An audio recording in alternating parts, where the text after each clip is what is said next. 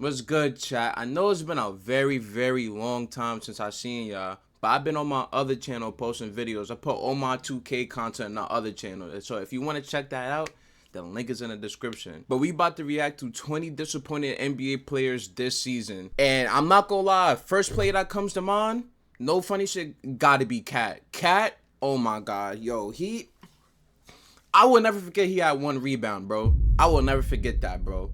That's crazy. That's crazy. 1 rebound as a 7-footer, bro. Jalen Brunson had more rebounds than the nigga, bro.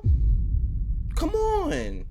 But we're going to watch this video. Let's see So what we're this halfway video through is the talking about. 2026 NBA season, and we've seen some players exceed expectations this year, but we've also seen some players be disappointing so far. So for today's Facts. video, I'm going to talk Paolo about the and 20 Evan most Mobley is up disappointing there. players of this NBA season around the halfway Jalen mark. Williams And they can is be up there disappointing too. in No, I different ain't gonna ways. lie Maybe to they're you. still having an objective good season, but they're just not reaching those expectations we thought they could hit going into the year. Maybe it's a young player breaking out or somebody that was going to have an expanded role that really isn't taking advantage of the increased opportunities. Facts. So we're going to start off with everybody's most obvious disappointing player this year. He signed a rookie max extension last offseason, although it does not kick in till the 2027 season. We have Paolo Banchero of the Orlando Magic. Yo, I ain't gonna front. This nigga, he act like he's a 6'3" shooting guard. He think he Klay Thompson, bro. He think he Curry. Like, come on, bro. He be taking these step back. My nigga, you strong as hell, bro. You supposed to be bullying these niggas, that bro. The Magic have been somewhat That's disappointing. one game he was as a going team crazy. He was overall, just straight but going they've had in the injuries paint. to Paolo Banchero this season, Franz Wagner, and now Jalen Suggs. The Orlando Magic are kind of around the play-in tournament right now in the Eastern Conference. They're about the middle of the NBA in terms of net rating, but it does feel like Paolo Banchero hasn't taken that step here in year number 4. I was very high on Paolo Banchero this offseason. I thought Paolo Banchero could have been an All-NBA guy, an All-Star starter potentially in the Eastern Conference, and we are not there just yet. Paolo is 23 years old, and his numbers have gone down from last year. In 2025, he averaged 25.9 points with dealing with multiple injuries last year. This year, Paolo is averaging 20.7 points, 8.4 rebounds, 4.7 assists. He's shooting 45% from the field on 15 shots a night, but he's shooting just 26% on threes on about crazy. 3.5 attempts a night, 74% from the free throw go line. in the paint, Objectively, the Orlando Magic are a better team when Paolo Banchero is off the floor. That can happen when you have somebody that is supposed to be your franchise superstar. That was a #1 overall pick. That was so good over the last 3 years to start off his career. And this year, the Orlando Magic are a plus 3.3 in terms of net rating when Paolo's off the court compared to a negative 2.8 rating in the 856 minutes when he is on the court. That's terrible. This has definitely been one of the more disappointing players this season, 100%, and I can't disagree with this one. I ain't gonna lie, the Knicks was locking his shit up. I was mad. Jalen Suggs, he was wilding on us. That World Cup thing, that Emirates World Cup, he was bugging. He gave us like 12 in the first quarter. I think he left the game with like 20. I don't remember, but I know he had an injury. He's making $41.5 million next year, up from the $15 million this year, which is the last year of his rookie contract. That is going to ascend every single year till 2031, where he has a $54.7 million player option. And I wonder if we're ever going to get to a big point in the Orlando Magic Paolo Banchero relationship. Would they actually think about ever moving Paolo? Or maybe this is just going to be a little bit of a bad stretch in his all-star elite career. Next up, we have a player that may have already been traded by the time you guys are seeing this video, and that is Trae Young. Right now, the Atlanta Hawks. He could be on a different team, like I said, by the time you guys are seeing this. All right.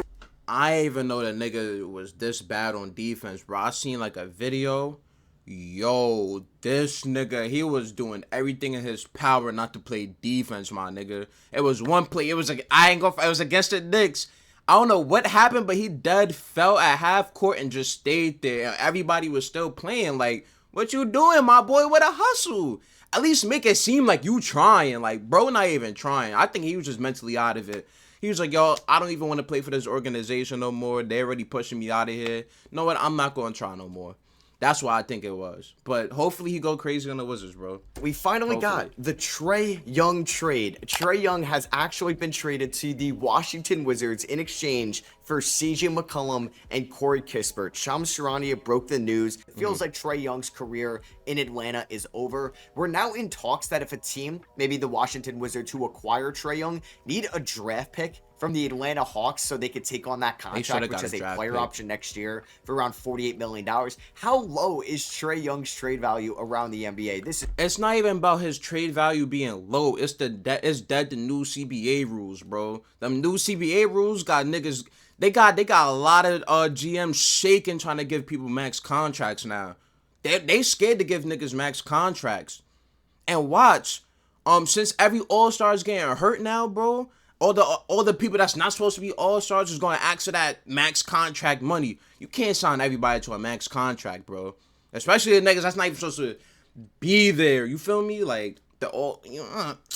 It's crazy. It's not him. Has averaged 19 points, if it was 9 before the new assists, CBA, and has played just 10 games this year, dealing with multiple injuries right now in Atlanta, most notably a quad injury right now. He's shooting just 41% from the field, 30% from 3, and the Hawks are 2-8 when Trae Young has played this year. I talked about how the Orlando Magic are somewhat disappointing this year. Yeah, you can make a really good argument the Hawks are the most disappointing team in the Eastern Conference this season. They are well below 500 right now, around 17-21 by the time I'm recording this. They have the 18th best net rating in the NBA. And oh yeah, they also don't own their first round pick as well. Trae Young and Jalen Johnson have struggled to synergize each other when they're on the floor together. They're struggling to be ball dominant guys in their own right. And both those players are also not great defenders either. So that is really not going to help you play winning basketball right now. It also doesn't help you when Kristaps Porzingis, your main rim protector that you traded for in the offseason, has also been banged up a ton this year as well. And it feels like Trae Young could be traded any day now. Like I said, you may already know of a Trae Young trade that has happened, but the fact that we've got here, the fact that Trae Young didn't get extended from the team that he brought to the conference finals in 2021 has to be a disappointment so far. Next up, we have Gershon Yabusele of the New York Knicks. This nigga is... Oh, shit, this nigga ass, bro. This nigga ass. Bro, I swear to my mother, bro. He was playing like a legend on the 76ers. Mind you, during the summer, he was going crazy. I remember he dunked on Bron. But why when you on the Knicks, the big stage, why when you there, you want to start selling, you can't shoot. Now you can't play defense. Bro, come on, and you overweight. Come on, bro. Lock in. You gotta lock in. Please lock in. Please, bro. We trying to win, bro. We trying to win. This one's definitely on a smaller scale compared to Paolo Banchero We ass, and too. Trae Young. Yo, the Knicks is so ass, bro. Ever since that championship we won, we've been going downhill since, bro. We lost to the Spurs again. We just lost to the Suns. This nigga Jalen Brunson, bro, all he had to do was just take a 3. He wanted the foul bait, bro. Oh my god. When Yabu signed with the Knicks in the offseason, I was ecstatic as a Knicks fan. He had such a career revelation last year with the Philadelphia 76ers, not playing for 5 years in the NBA from 2020 to 2025, and he kind of showcased to everybody that he could still play at a high level in the 2024 Olympics, going up against LeBron James, posterizing him for Team France in the Summer Olympics. And last year for Philadelphia, basically on the veteran minimum, he was really good. He shot 50% from the field, 38% from 3, averaged 11 points, 5.5 rebounds. It was exactly what the Knicks needed as a backup power forward, and it's just been really bad this year. 3 points per game, 2 rebounds per game, shooting 40% from the field, 32% from 3, does not fit well whatsoever with this team right now, has not really showcased any athleticism, any perimeter defense, any rim protection that the Knicks really need from him off the bench. He's not knocking down his threes whatsoever either. I'm not sure if that's just him in a new environment under Mike Brown. Maybe he just kind of peaked last year playing on that 1-year deal, and now we got a little bit more security, getting $5.5 million from the Knicks in the offseason, and he has a $5.7 million player option next year. I think his confidence is just low right now. Like, his confidence is real low. He not getting the minutes that he want. You feel me? Everything just plays a factor in everything. So I give him that. Like, I'm not even about to sit here and act like you feel me? I know he not ass. It's just he going through it mentally. That nigga ass for the Knicks getting that taxpayer exception New York gave him back in July. So I feel like there's a chance that he could get traded from the Knicks this year. It's definitely been disappointing so far. Now we're going to talk about a player that's only played 6 games this year. That's not going to play another game in the 2026 season, and that is Bradley Beal of the Los Angeles Clippers. The LA Clippers gave up a 20-plus point per game scorer in the offseason in Norman Powell. They sent him to the Miami Heat so they can get John Collins, and they thought they were able to replace Norman Powell's perimeter scoring ability. Real shit. Real shit, I deadass thought he retired. Real shit. Bradley Beal, who got waived and stretched out by the Phoenix Suns. He signs for about $5.5 million on a 1+1 with a player option with the Clippers, and he averaged just 8 points, 0.8 rebounds, 1.7 assists in the 6 games he played with the Clippers. He shot 37% from the field, 36% from 3, 75% from the free throw line. He had season-ending hip surgery. He was playing abysmal defense out there for the Clippers. And in those 6 games that he played in, they ended up going 1-5. You guys remember how bad the Clippers were to start off the year? We thought it was this doomsday scenario where they could give... The Clippers, they started to pick it up, though. They started to pick it up. The Thunder, a top 3 pick in the draft, and they still can. And this is why the Clippers have been somewhat disappointing this year, because they thought they could just replicate what Norman Powell did last year with Bradley Beal in the aggregate. Now, Bradley Beal was a fine scorer in 2024 and 2025 with the Phoenix Suns. He averaged around 18 points on good efficiency. And for somebody that was supposed to revive his career in Los Angeles after those disappointing years in Phoenix, it's going to have to wait another year. And I just wonder if we're going to get another good, productive Bradley Beal season in his career. Is he ever going to be in the playoffs again in his career as a main rotational guy? We'll have to wait and see. Next up, we have our first 2024 lottery pick that we're going to talk about in this video, Rob Dillingham of the Minnesota Timberwolves. The Minnesota Timberwolves traded 2 first-round picks in the future to trade up to number 8 on the night of the 2024 draft to get Rob Dillingham. They sent San Antonio a 2030 first-round pick swap and a 2031 what do they first-round expect? pick. Now, that 2030. That's why I'm mad confused. Like, what did y'all expect? Cause when he was in college, he was a scorer, bro, like a volume shooter.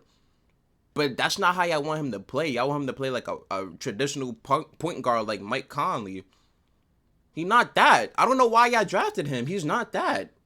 So I don't get why. I don't get it. I feel like he's not disappointing. I feel like for De'Aaron Fox, or at least in that trade. And Dillingham was supposed to be that long-term point guard next to Anthony Edwards, and I don't think we're ever going to get there. Rob Dillingham is 21 years old. He's played about 80 games in his career, and his career averages right now 4.2 points, 1.1 rebounds, 1.9 assists, shooting 40% from the field. You can tell 34% when he plays, from 3. bro. When he plays, bro, you can tell he's just nervous. Like every time he bring up the ball, he don't even look to score half the time. He just want to run the plays. Just I'm gonna just pass it to him and just do what I'm supposed to do. Run the play. That's all. That's what when you watch it, like that's what it seemed like. He don't even want to like do him. You feel me? I don't think he can't, but I don't think he can, but he can't do him. And 66% from the free throw line. Yeah, it's kind of been a disaster so far in Minnesota for Rob Dillingham. He's not looking as a defender. He's not looked great as a shot creator. He's not finishing around the rim whatsoever. And he's been lapped by Bowen Tyland. Remember Bowen Tyland, who's kind of flamed down on a couple teams, who's actually finding himself a nice role in Minnesota right now because of how underwhelming Rob Dillingham has been so far. And Rob Dillingham was a top 10 pick, so he's making $6.5 million this year, $6.8 million next year, and has that $8.7 million he's supposed to bring it up. Right here. This is a good example. He's supposed to bring that motherfucker up, bro. Bring that shit up. He gonna pass it to end. Ruin the whole momentum. He could have just sped that shit down. He's quick. He's quick. Just run down. $8.7 million team option for the 2028 season.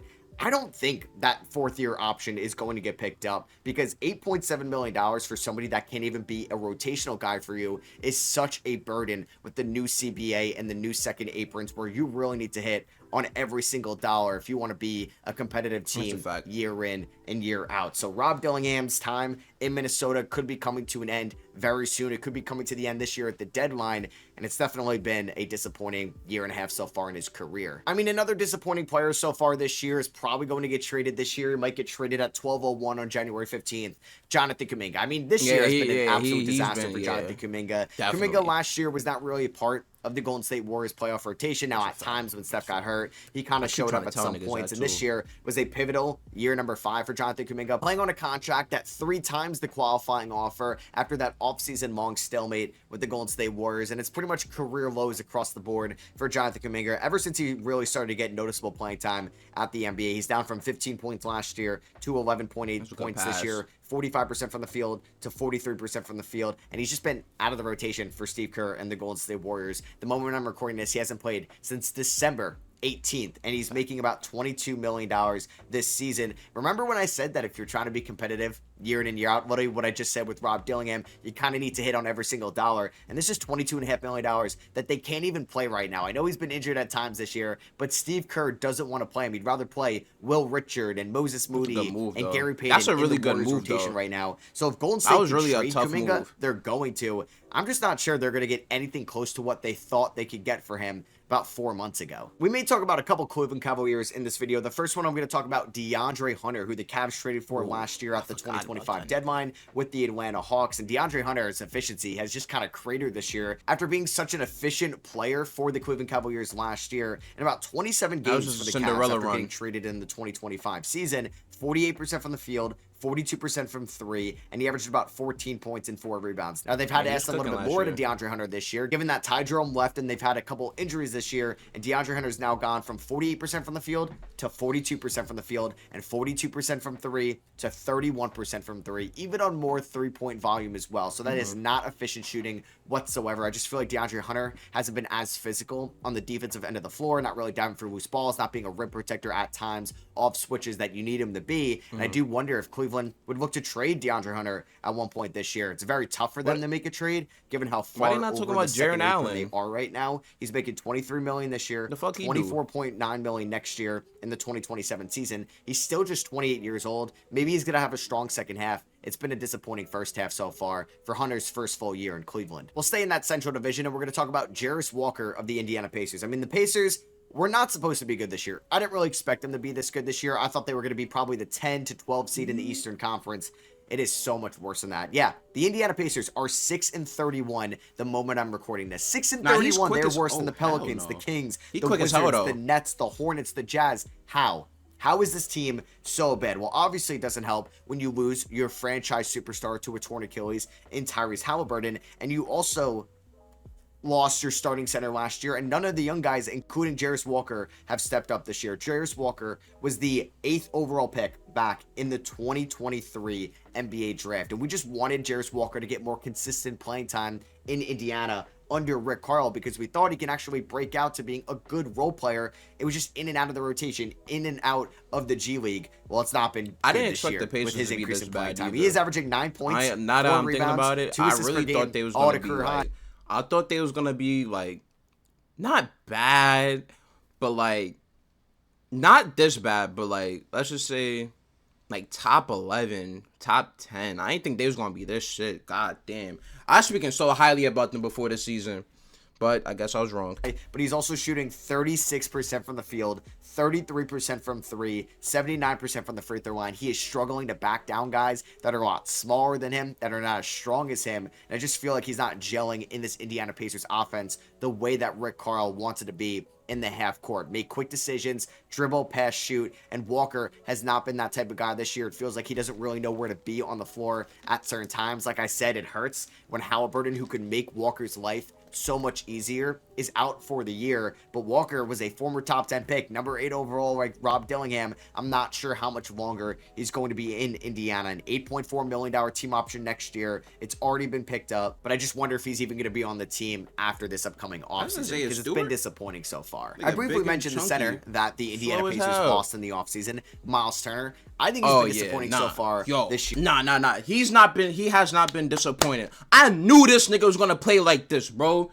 After that finals run he had, I already knew he was gonna play like this.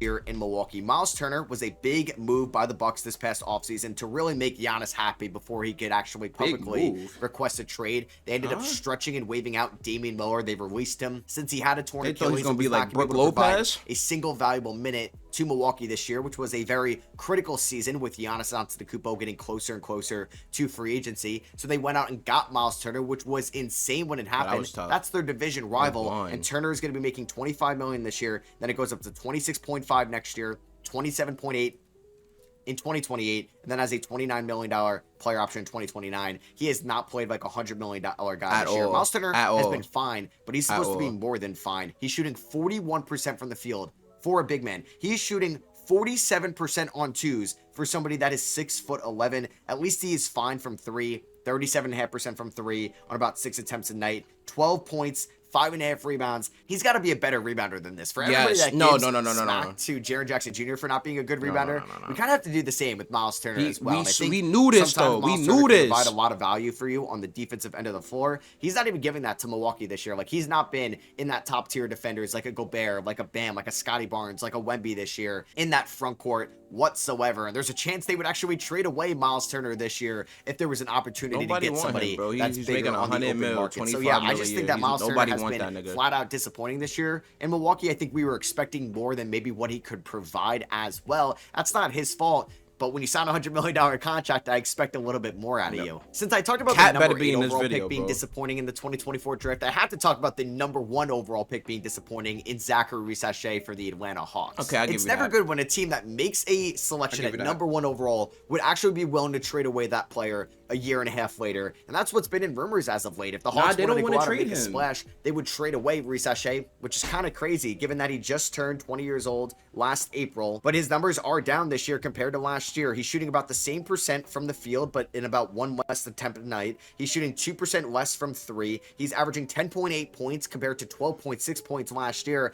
I don't think he's looked that good defensively either. He hasn't been more physical. He hasn't been more kind of like stout and sturdy on the perimeter. He's getting blown by guys. He doesn't look as physically imposing that maybe we thought he could look in year number 2 compared to year number 1. He's very skinny out there compared to the guys give him he's some time. guarding He on a gotta just gain night-to-night some weight. basis. When he gets the ball on the perimeter, he sometimes doesn't know what to do with it. It's either a three-point shot or bust. He never really puts his head down and try to get to the rim, or we see doesn't do it as much as you would like him to in that Atlanta Hawks offense. Now, the Hawks have been disappointing this year. I've said that multiple times in this video. Quinn Snyder might not even be coaching this team next year. I think it would be not wise for the Hawks to give up on Risacher already, but when you have the expectations with that number 1 pick under your belt, this season has to be a disappointment for Risacher and Hawks fans, and probably the Hawks front office that selected him a year ago. Now, vibes have been good in San Antonio. They've been sliding a little bit after beating OKC on Christmas Day, but they're still a really good team compared to just almost everybody else in the NBA. A lot of guys are breaking out this year. A lot of guys have been pretty much as expected. One guy, though, has been disappointing, Jeremy Shohan. And yeah, this is also a pivotal year 4 for Jeremy Shohan, who could be a restricted free agent at the end of the year. And he's kind of fallen out of the rotation for the San Antonio Spurs. Nigga Over his shoot- last he shoot his 5 free games throws with played, one hand, bro. 14 Nobody minutes, wants this 6 nigga, minutes, bro. 1 minute, 10 minutes, 16 minutes. And honestly, if there weren't the injuries to Wemby and Devin Vassell, he wouldn't be in this rotation right now either. He has career lows across the board, like I said. Last year, he averaged 11.4 goaltend. points in San Antonio, down to 4.8 How the fuck you points this missed year. that? What Last the year, hell? oh, he wouldn't be in this rotation ball right is now literally either. on He the has rim, career you lows still across the missed. board, like I said. Last It's year, still he on the averaged rim, you 11.4 still points missed. in San Antonio. How are you Career lows missing across the that? board, like I said. Last year, he averaged 11.4 points in San Antonio, down to 4.8 points this year, 3.2 rebounds, Harper. 1.2 assists, 48% from Oh, the they showed field, the clip again. 24% from 3, 68% from the free throw line. He's going to be a free agent at the end of the year. This is the last year of his rookie contract at $7 million. I wouldn't be shocked whatsoever if they traded him ahead of this year's trade deadline in February. He's still 22 years old. If I was a rebuilding team or a team not good being shot. super competitive, I'd take a chance on Jeremy Shohan for sure, cooked my team especially the if other it day. costs like a 11 second threes. rounder. Why not? There's still upside in his game, but for what he was going to be in the Spurs' future and part of their rotation this year, it's definitely disappointing. Okay, this player has maybe been the worst rotational player in the league so far this year. Tyus Jones in Orlando. It wasn't too long ago where I thought Tyus Jones is one of the more intriguing free agents on the market heard that nigga? after the 2024 season, where he was a good Washington Wizard. He was in that Marcus Smart, Kristaps Porzingis Nigga, three-team like trade. He 30-some got years sent from old, Memphis bro. to DC. I remember he him in averaged 12 points, 2K15. 7 assists, He shot old as 49% hell. from the field, 41% from 3. I'm not saying that he was an all-star in the making point guard. He was a part of a very bad Wizards team, and he's not a good defender, but I just thought he's a grown-up coming off the bench that can get his guys involved, that could be a good three-point shooter. He has not felt comfortable whatsoever in Orlando right now. He is shooting 36% from the field, 30% from 3, averaging 3.3 points, 2.5 assists, in 37 games this year. He's actually started That's a dunk. 8 games for the Orlando Magic. He's playing the lowest minutes per game since the 2017 season when he was a Minnesota Timberwolf. It's been that long, 16 minutes a night. gotta He has mention not that helped nigga the right Orlando there, Magic's Jonathan Isaac. disappointing season Holy at shit, times he's this year ass. whatsoever. He's not been a good defender, and he's making $7 million. There's no such thing as a bad one-year deal, because this is the only year they have to pay him this amount of money, but $7 million when Orlando is this far over the first apron, I think they would have liked to have this one back. Now, next up is a player that had a noticeable injury going into the year. He was really good in the playoffs last year when he had this injury apparently going on, and he had the wrist surgery in the summer. Jalen Williams of the Oklahoma City Thunder. Why you picked this picture? I think the number 2 on a team that just won it all. He was an all-star and all-NBA player last year, so I do expect him to at least replicate the numbers he had last year going into his age 24 season. It's not been a good first 20 games back, I would say, for Jalen Williams so far. He's down from 48% from the field to 46%. He's down from 36% from 3 to 31% from 3. He's hitting less than a 3 on a per night basis. He's averaging 17 points, which is the lowest since his rookie year. 5 rebounds and but it's 5 only and been like a couple of games well. Let him come back from injury. Were one of the best teams of all time before he ended up coming back from his injury. They were around 20-1 before he came back. Now they're still a really good team with Jalen Williams out there, but we have high expectations for Jalen Williams as well. Like I said, was a top 15 player last year since he made an All-NBA Dort too. You gotta mention Lou Dort. Second team, was an All-Star, was a number 2 on a finals team. Like those are amazing accolades for somebody in year 3. So I'm a little bit disappointed so far going into year number 4. It's been a weird year 4 for like, so I'm a little bit disappointed so far going into year number 4. Damn. It's been a weird year 4 for like Paolo and J-Dub and players from that draft class. And you know, I'm going to talk about another Oklahoma City Thunder. It was kind of wild when he shot about 41% from 3 last year. It didn't feel like he was a 41% from 3 guy. Lou Dort. Now, Lou Dort has been there since 2020. He has been one of the longest tenured Thunder on this team, and he was a great story. He's an undrafted free agent that has earned himself over $18 million on a per-year basis. You know this nigga was averaging 20 plus in one season, bro? I had looked it up one time. This nigga averaged 20 plus season. I can't see that. I gotta go back and watch this nigga play, bro, but the Thunder was terrible back then, though. I think that was when Chris Paul was on that team. I think he played with Chris Paul. Word, yeah, I remember that game 7 against Westbrook and Harden. I think he took a shot and they blocked him. I think James Harden blocked him. I'm not too sure. Lou Dort has an $18.2 million team option next year. I thought for sure they would pick it up. I'm not so sure about that anymore. Lou Dort has been a negative offensive player this year for the Oklahoma City Thunder. 38% from the field, 33% from 3. He's averaging 8 points per game, the lowest since his rookie year back in 2020. 3.5 rebounds, and he's playing about 27 minutes a night, the lowest it's been since his rookie season. They need to get him going on both ends of the floor, because if not, he's too much of a negative shooter right now in Oklahoma City. And I know he's a great defender, and I know he fits that style of play so well, but when you look at him and Alex Caruso just being kind of negatives as 3-point shooters, I know they're great defenders, but sometimes you need these guys to knock down 3. So you could also give a shout to Alex Caruso as well, but I'm going to talk about Lou Dort here. He's also a free agent at the end of the year, potentially. So I wonder if they're going to maybe move him this year at the deadline. So I was going to bring up one Memphis Grizzly. You could talk about a couple, right? You could talk about Santi Aldama. You could talk about Ja Morant, and that one would be fine with me. I think I'm a little bit more disappointed in Jaren Jackson Jr., who signed that massive contract extension with the Memphis Grizzlies. I don't even know. Yo, this how terrible the Grizzlies are, bro. Hold on. These niggas said, yo, I want to build around Jaren Jackson Jr. Are y'all kidding me, bro? This nigga can't score. He can't rebound. All he can do is just play defense, bro. I ain't gonna lie, he can shoot the 3 ball. That jump shot look a little shaky, but he can shoot the 3 ball, I guess. But other than that, bro, he really can't create a bucket for himself, bro. He can't be a number 1. So I don't know. I don't know. I don't know how you can build around him. Because they thought he was so underpaid. I really don't know the value he was providing them. Where now he's making $35 million this year, $49 million next year, and that goes up to $50.5 million in 2028, $52 million in 2029. When a nigga make 50-something million a year, bro, I expect him to average 20. You feel me? Like really impact the team, bro, in a certain way. Like you don't gotta average 20, obviously, but you gotta make the money worth it. No bullshit, he's not worth 50 mil. There's only a couple players that's really worth that type of money, bro. Really.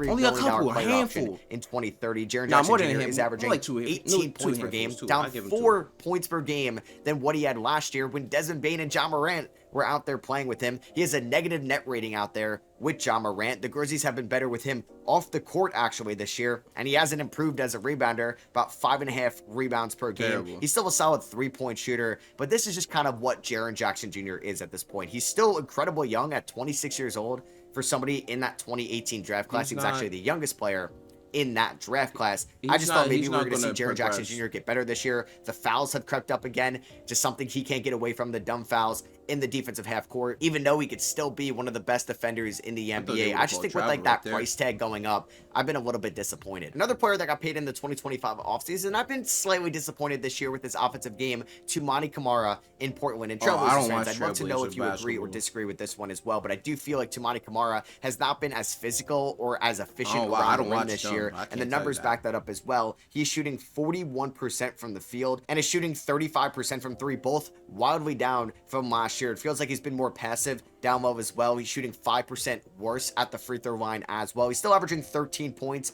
5 rebounds, 3 assists. Toumani has been a solid player this year for Portland. I just thought maybe he would have taken a leap. He would have been a little bit more aggressive. I think he's been a little bit too passive this year. He's 25 years old. He did get a very nice extension going into year number 3, where this year he's making $2 million. Then it goes up to $18 million, $19 million, $20.9 million, and then $22.4 million in 2030 when he's going to be around 30 years old. He's kind of been out of the rotation now, and it makes me sad because I was excited to see him on a good team this year, but he has been maybe the worst efficient player this year, if that even makes any sense. But yeah, I got to talk about Lonzo Ball in Cleveland. Like, he's up there with Tyus Jones. It's maybe Lonzo Ball. This man's career, bro. He was literally supposed to be Tyrese Halliburton before Tyrese Halliburton, but better on defense. Oh my God, Lonzo. Well, I remember he came back from injury. He was on the Pelicans, I believe. Nigga came back with a different form. He started splashing them motherfuckers. Bow, bow, bow. Hold on. Bow. Then after that, he just kept getting injured more. He lost his legs. He can't lift no more. The worst rotational point guard he can do. in the league this year. Now, Lonzo Ball has some fine defense. He still makes some really nice passing reads out there, both in transition and in the half court. He can't knock down a shot whatsoever, and you can't play him out there. Craig Porter Jr. has outplayed Lonzo so much more this year. Lonzo in 27 games. Porter Jr. has outplayed Lonzo so much more this year. Lonzo in 27 games. These niggas don't show no effort, bro. And he's still standing there, run out on the transition. 26% from three, guys. 26% from three on 4.5 attempts. He's also shooting 70% from the free throw line, taking about 0.7 free throw attempts a night, 5 points, 4.5 assists, 4 rebounds. If Lonzo could knock down his threes, he'd be the perfect backup and maybe even starter at times next to Donovan Mitchell, but he didn't even play the other day against the Indiana Pacers because Craig Porter Jr. has played so much better than him this season. And it's just disappointing because I wanted Lonzo to succeed this year in Cleveland. And I remember when I made this video last year around this time, I had this player in it as well. Bam Adebayo with the Miami Heat, man. Bam has not taken that offensive leap that I thought he was going to after the 2023 season where he averaged a career high. I'm confused.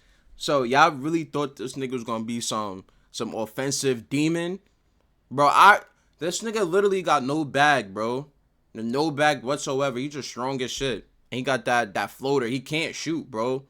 He tries, but every time he pull up for 3, I just know he gonna miss. I don't care how good it look on paper. 30-something%, 35%. I don't care how good it look. But when I watch him play, that motherfucker be bricking, bro. Every time he shoot, brick. But you want to talk about Khalil Ware, though. He can't shoot the 3 ball. But y'all let Bam do? Y'all let Bam shoot these 3s. But let Khalil Ware shoot them. I'd rather him shoot it than Bam. I'm sorry, bro. Y'all should have traded him over Jimmy. What? Give Jimmy the bread he was looking for. I mean, he's not that 20.4 points per game, and it's been going down year by year. He averaged 19 points in 2024. They trade Jimmy last year, but he averages 18 points per game, and he really struggled with his 3-point shot in the first half. This year, the 3-point shot came alive out of the gate, but it's coming back down to earth a little bit. Bam, who is also a 6'9" center out there, is shooting 45% from the field, 32% from 3. He is shooting 50% on 2s, which is way too low for somebody that's Bam's size. 17 points per game, 9.5 rebounds, about a steal a night, 2.5 assists. He's still a good defender out there. I don't think he's been a top 3, top 4 big man defender. And Bam is still making a lot of money in Miami as well. Bam is making about $37 million this year, $49.8 million next year, $53.7 million in 2028, and $57.7 million in 2029. Heat fans, let me know if you agree or not. But I do think it's been underwhelming for Bam in Miami since they traded away Jimmy Butler. So the second And y'all couldn't pay Jimmy? Last spot came down between two Hawks players, and I would love to know, Hawks fans, who do you think's been maybe more disappointing, Kristaps Porzingis or the player I'm going to talk about here, Dyson Daniels. Now, Dyson Daniels has been at least healthier than Kristaps Porzingis this year. That's why I ended up going with him here. But Dyson's three-point shot has also just cratered this year. Maybe last year is going to be an outlier on his career. 34% from three on 3 attempts a night. We're down to 11% from three on about a 3.5 a night. He's shooting 49% from the field, a really good 56% on twos, averaging 11.7 points, about 2.5 less than what he did last. What the fuck did he just say? 34% from three on 3 attempts a night. We're down to 11% from three on about a 3.5. We don't shoot 11%. He's shooting 40. Nah. That's what we're not gonna do. He's not shooting 11%. What? He's really shooting 11%? What? Nah.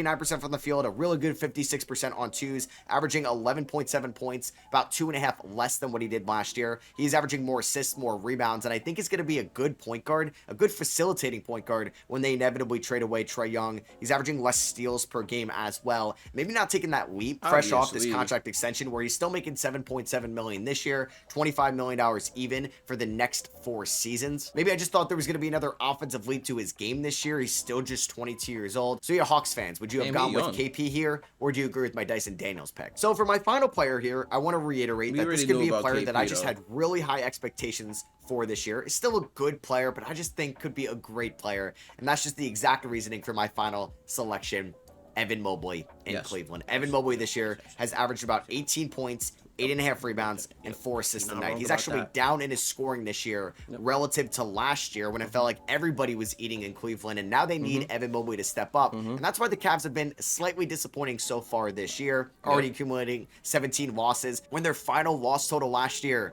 was 18. When you need him to get 25 and 10, he gives you 18 and 8. When you need him to give you 23 and 9, he gives you 18 and 8. Hey, if you just need 15 and 10, he's going to give you 18 and 8. And I'm not sure if there's going to be a leap to Mobley's game. His three-point shot this year has actually gone down by 5 percentage points from 37% last year to 32% this year. He's shooting just 56% on twos, which is crazy for somebody that's basically 7 feet tall. He's the reigning D-boy, but I don't think he's been a top 3 or top 4 defender so far this season. So Evan Mobley's still been a fine player. He's still been a really good player and could end up becoming an all-star. Who knows? I just think relative to the expectations off that rookie extension, off the D-boy, off the breakout offensive season for a 64-win Cavs team last year, it's been disappointing this year. So yeah, that's it for me. Hope you guys did enjoy. If you did, I'd appreciate you dropping a thumbs up. Man, hopefully y'all enjoyed the video, man. Comment down below what I should react to next, and I'm out.